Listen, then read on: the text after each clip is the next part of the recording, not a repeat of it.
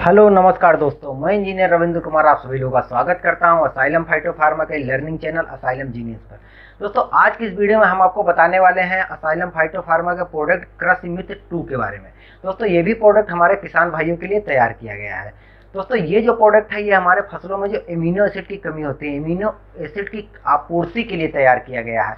आपको पता है 18 प्रकार के एमिनो एसिड होते हैं, तो जी हाँ, जो 18 प्रकार के एमिनो एसिड है जो हमारी फसलों के लिए आवश्यक होते हैं वो सभी के सभी कृषि मित्र 2 में पाए जाते हैं।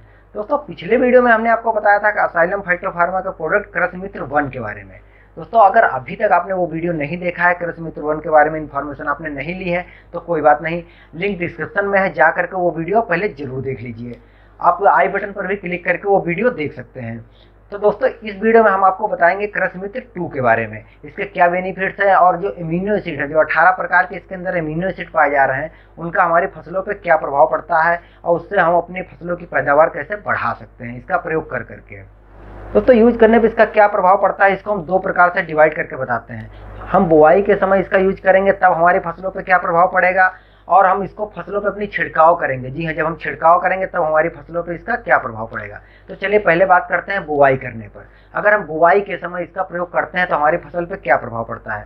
चलिए दोस्तों पहले बेनिफिट की बात करते हैं। अगर इसको हम बुआई के समय यूज करते हैं तो पहला बेनिफिट हमको क्या मिलता है। पहला ये काम करता है बैक्टीरियल फॉर्मेशन में। जी हाँ, जो 2 बैक्टीरिया हमारे मिट्टी के अंदर पाई जाती हैं जो हमारे फसलों के लिए बहुत ही आवश्यक होती हैं, एक होता है राइजोबियम, दूसरा होता है एरिजियोबैक्टर। तो ये दोनों को सक्रिय करने का कार्य करता है। जी हाँ, जब ये सक्रिय हो जाता है तो हमारी फसल पे क्या प्रभाव पड़ता है। नंबर 1 तो ये जो हमारा जो अंकुरण है, जो हमने फसल लगाया है, जो फसल बोया है, तो उसके अंकुरण को दर को ये बढ़ा देता है। अगर अंकुरण की वो देखें तो ये अंकुरण 1 से 3 दिन पहले हो जाता है। हमारा जो फसल के हमारे जमने की दर है वो 10 से 30% को ये बढ़ा देता है। तो इस प्रकार से अधिक जितना हमारा जो फसल है, जितना हमने बीज बोया, तो अधिक से अधिक बीज को जमाने में ये हमारी मदद करता है। अब चलिए दोस्तों बात करते हैं इसी में जो बुआई के समय यूज करते हैं तो दूसरा बेनिफिट हमको क्या मिलता है। दूसरा बेनिफिट ये मिलता है जो हमारा बीज जो अंकुरित हुआ है उसके जड़ को फैलाने का कार्य करता है। जब जड़ हमारा फैला हुआ रहेगा, आप खुद देखिए, आप देख पा रहे होंगे स्क्रीन पे, आप समझ पा रहे होंगे, ये देखिए किस प्रकार से जड़ फैली हुई है। जब जड़ फैल जाती है तो पूरी मिट्टी को अच्छे प्रकार से जो फसल है हमारी पकड़ लेती है। इससे जो है आंधी वगैरह आने पर हमारा जो फसल है वो गिरता नहीं है। जब गिरेगा नहीं तो नुकसान नहीं होगा, तो ये इसको स्टेम को भी मजबूत बनाता है। यानी कि जड़ जब मजबूत रहेगा तो स्टेम हमारा मजबूत होगा और इससे हमारी जो फसल है वो देर तक खड़ी रहेगी।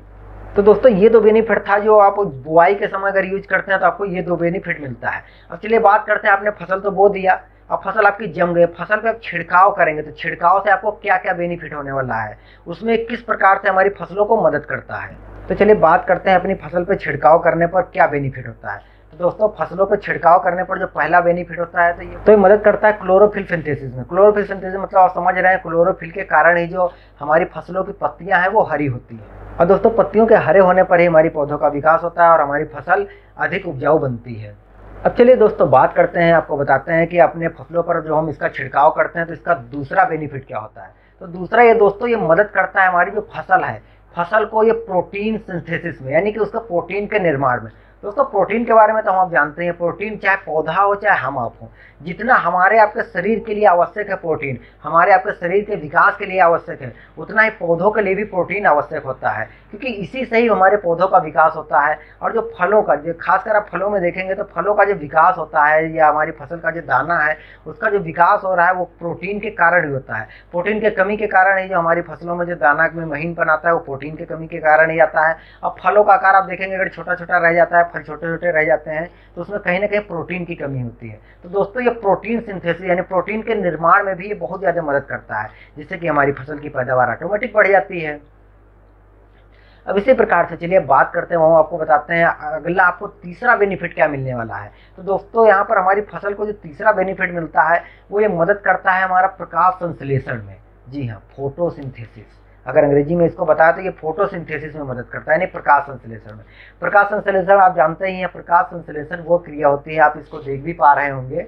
प्रकाश संश्लेषण वह क्रिया जिसकी उपस्थिति में, यानी कि जब ये क्रिया होता है तो धूप की उपस्थिति में जो हमारी फसल है, जो हमारा पौधा है, वो अपने लिए भोजन तैयार करता है। अब भोजन कितना जरूरी है, चाहे हम हो चाहे पौधा हो, सबके विकास के लिए, तो उसी की उपस्थिति में ही ये भोजन तैयार करता है। इसमें क्या करता है, ये जो कार्बन डाइऑक्साइड गैस है ये पौधे लेते हैं और सूर्य की उपस्थिति में कार्बन डाइऑक्साइड लेंगे और ऑक्सीजन रिलीज करेंगे, कार्बन डाइऑक्साइड लेंगे, ऑक्सीजन रिलीज करेंगे। दोस्तों इस क्रिया द्वारा ये पौधे अपना भोजन बनाते हैं, जिससे कि भोजन की जो आपूर्ति होती है तो हमारे पौधों का विकास होता है। और दोस्तों इसमें जो हरी पत्तियां हैं, जी हाँ हरी पत्तियां, क्योंकि सूखी पत्तियां तो लेंगी नहीं इसमें भाग, जो हरी पत्तियां हैं वही प्रकाश संश्लेषण की क्रिया में कार्य करती हैं, वही अपना भोजन बनाने में मदद करती हैं।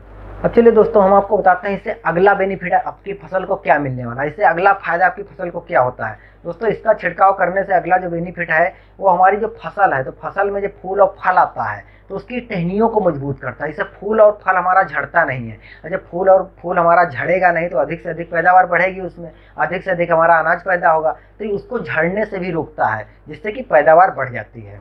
अब चलिए दोस्तों बात करते हैं अगले बेनिफिट की। अगर आप अपने फसलों पर इसका प्रॉपर छिड़काव करते हैं तो आपकी फसल के, आपके अनाज के, आपके दाने पर, जो दाना आपका तैयार हुआ, जो अनाज तैयार हुआ है उस पर क्या प्रभाव पड़ता है। तो दोस्तों उसमें एक अलग प्रकार की शाइनिंग आ जाता है, एक अलग प्रकार की चमक होती है, जो कि मार्केट में चाहे आप अपने पास पड़ोसी जो लोग इसका यूज नहीं किए हैं उनसे आप कंपेयर करेंगे, एक अलग प्रकार की उसमें चमक दिखेगी। और उसका जो हमारे अनाज का वेट होता है, जो उसका वेटपन है, जिसमें भारीपन है, वो भी ये बढ़ाने में मदद करता है। दोस्तों अगर इसका प्रयोग आप अपने खेतों में करते हैं, आप अपनी फसलों पे करते हैं तो 10 से 15% तक आप अपनी पैदावार बढ़ा सकते हैं, चाहे वो आप किसी फल पे करें या सब्जी पे करें या आप किसी फसल पे या आप अनाज वाले पौधों पे करते हैं तो 10 से 15% तक आपकी फसल की पैदावार बढ़ जाती है। और दोस्तों अभी तक अगर आपने चैनल को सब्सक्राइब नहीं किया तो चैनल को सब्सक्राइब कर लीजिए और इस वीडियो को तो लाइक कर ही दीजिए, क्योंकि इतनी वैल्यूएबल जानकारी आपको मिल रही है। तो चलिए बात करते हैं इसका आपको प्रयोग कैसे करना है, इसका आप कैसे प्रयोग करेंगे। तो दोस्तों 4 ml प्रति लीटर, जी हाँ 4 ml प्रति लीटर के हिसाब से आपको इसका छिड़काव करना है। इसका छिड़काव कब करना है, इसका आप कृषि मित्र 1 यूज करने के बाद में, जी हाँ कृषि मित्र 1 यूज करने के बाद में आप इसका प्रयोग कर सकते हैं अपनी फसलों पर, जिससे कि आपको जो बेनिफिट है आपके फसल को पूरा इसका बेनिफिट मिलेगा। अब फिर से दोस्तों ये जो प्रोसेस है, एक बार छिड़काव करने के बाद में हर 15 दिन पर, जिस प्रकार से आप कृषि मित्र 1 को हर 15 दिन पर रिपीट कर रहे थे, उसी प्रकार से इसको भी हर एक 15 डेज, जी हाँ हर एक 15 दिन बाद आपको फिर से अपनी फसलों पे छिड़काव करना है, जिससे कि भरपूर मात्रा में जो एमिनो एसिड है वो हमारी फसलों तक पहुँचता रहेगा और हमारी फसल जो है बहुत अच्छी तैयार होगी। तो दोस्तों अभी हमने जो आपको बताया कृषि मित्र 2 के बारे में हमने आपको बताया, और अब आप पूरी जानकारी अच्छे से समझ गए हैं और अब आप ये जान गए हैं कि जो अमीनो एसिड हैं ये हमारी फसलों के लिए कितने अधिक आवश्यक है। जिस प्रकार से माइक्रो न्यूट्रिएंट्स आवश्यक थे उसी प्रकार से ये अमीनो एसिड भी हमारे फसलों के लिए बहुत ज़्यादा आवश्यक है, क्योंकि ये जो है इंटरनल ग्रोथ में, जी हमारी फसल की जो इंटरनल ग्रोथ है उसमें मदद करता है। और जब एक बार इंटरनल ग्रोथ अच्छे से हो जाती है तो ऑटोमेटिक पैदावार बढ़ जाता है। तो इसका अधिक से अधिक मात्रा में आप खुद यूज करिए। और दोस्तों वीडियो को तो फटाफट आप शेयर करके सबको बता दीजिए, ताकि वो भी लोग जान पाए से यहाँ भाई कृषि मित्र 2 जो है किस प्रकार से कार्य करता है और अपनी फसल का पैदावार बढ़ा पाए। अगर कोई बागवानी कर रहा है तो उसको भी वीडियो शेयर करिए, उसके जो फल हैं फल अच्छे तैयार होंगे। अगर कोई सब्जी की खेती कर रहा है उसको भी दीजिए, ताकि उसका जो सब्जी की फसल है वो अच्छे से तैयार होगी। यानी खेती से रिलेटेड अगर कुछ भी कोई इंसान कर रहा है तो उसको आप ये वीडियो शेयर करिए, उसको बताइए तो उसको कैसे वो अपनी पैदावार बढ़ा सकता है। दोस्तों इससे रिलेटेड अगर आपका कोई सवाल है, अगर आप कुछ पूछना चाहते हैं, अगर आप कुछ जानना चाहते हैं, या अगर आपका कोई सुझाव है या किसी और टॉपिक पर आप कोई वीडियो चाहते हैं तो आप नीचे कमेंट बॉक्स में जा करके आप अपनी राय दे सकते हैं। या तो इससे रिलेटेड और भी अधिक कुछ आपको जानकारी चाहिए तो आप उनसे संपर्क कर सकते हैं जिन्होंने आपको ये वीडियो शेयर किया है। चलिए दोस्तों हम मिलते हैं आपसे अगले वीडियो में, तब तक के लिए live healthy and go healthy. जय साईं राम।